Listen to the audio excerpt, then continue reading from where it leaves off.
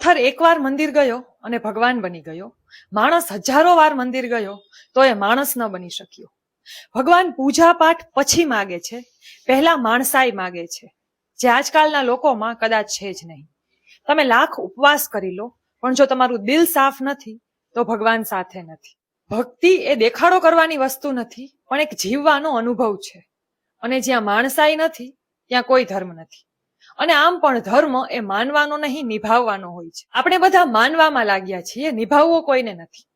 ધર્મ નિભાવવો એ છે કે તમે કોઈને તકલીફ ના આપો, કોઈ પ્રત્યે ઈર્ષા ન કરો, કોઈનું દિલ ન દુભાવો.